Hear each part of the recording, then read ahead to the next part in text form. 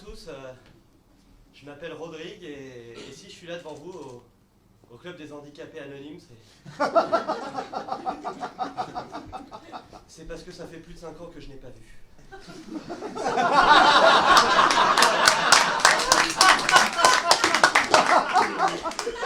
Alors,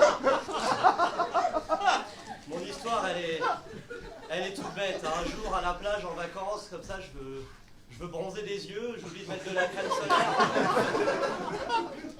Voilà, c'est sûr que ça n'a pas été facile, puisqu'il n'a pas été facile, surtout au début, c'est d'accepter ma nouvelle condition d'handicapé, hein, parce qu'il faut le dire. Au début, je voulais continuer de vivre normalement, et donc c'est ce que j'ai fait pendant quelques temps, jusqu'au jour où, en faisant le shampoing à mon fils, j'ai confondu la bouteille de shampoing avec la bouteille d'alcool à 90. Lui qui avait les yeux de sa mère, bah maintenant il a ceux de son père. Enfin voilà, ce qui m'a aidé, c'est ma femme qui a vraiment été d'un grand soutien. Par exemple, là ce soir, c'est elle qui m'a aidé à m'habiller pour venir devant vous. Enfin, sans elle, je sais vraiment pas ce que je ferais. Tenez, un autre exemple. Elle a voulu m'offrir un chien d'aveugle. Très belle attention, mais je lui ai dit, mais t'es folle, ça va te coûter un bras. Voilà. Ce que je savais pas, c'est qu'elle n'a pas pris un labrador, elle a voulu faire l'original, elle a pris un pitbull. Du coup, ça m'a coûté 2 bras. Non mais moi, pas con, je me dis, je suis un peu tout ce qui se fait, les nouvelles technologies. Je vais me faire greffer, je vais me mettre des prothèses en métal pour remplacer les bras. Et là encore, pas de bol, je me suis fait arnaquer, c'était du toc, on m'avait refilé des bras de fer chinois. La galère, quoi. Mais maintenant, rassurez-vous, ça va beaucoup mieux, c'est pour ça que j'ai témoigné ici. Et ça s'est pas fait du jour au lendemain non plus. Il y a plusieurs étapes pour réussir à revivre normalement. La première étape, ça a été de voir les bons côtés de mon handicap. Il y a des bons côtés en fait, de ne pas voir. Par exemple, je mettrai ma main à couper que le premier rang est très moche. À votre réaction, je comprends que c'est vrai. Mais enfin, voilà, la deuxième étape, et peut-être la plus importante, c'est que j'ai commencé à apprendre le braille. Donc,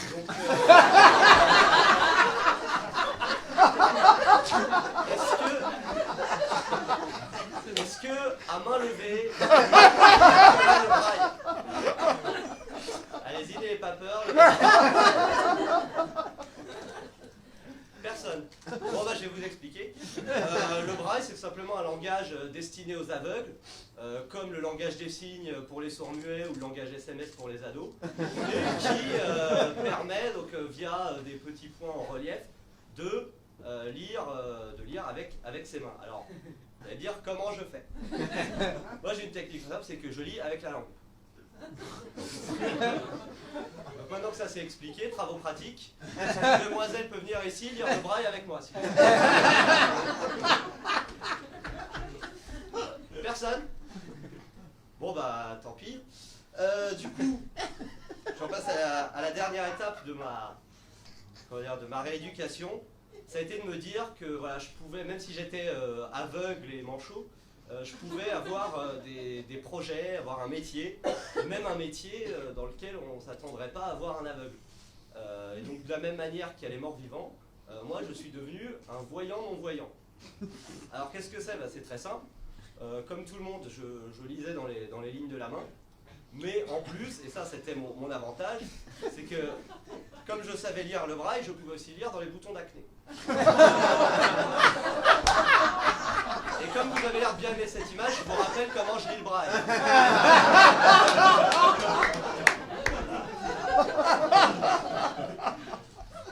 Enfin, voilà, un jour, d'ailleurs, petite anecdote, un jour il y a un jeune qui est venu me voir, il avait guerre épais écrit sur le visage, avec le livre entier. Il ne l'avait pas lu.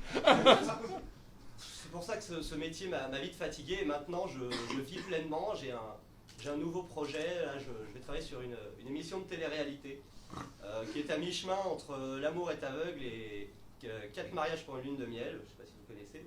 Et donc on suivra le mariage de personnes souffrant de handicap, quoi, des gens comme vous et moi. Et donc cette émission s'appellera Andy, dis-moi oui.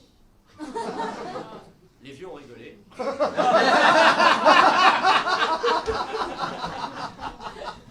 Voilà. Donc ça c'était mon histoire, j'espère qu'elle vous a redonné du courage pour continuer à vivre avec vos handicaps respectifs. Et donc je voudrais vous quitter avec ce dernier message, tant qu'il y a de la vue, il y a de l'espoir.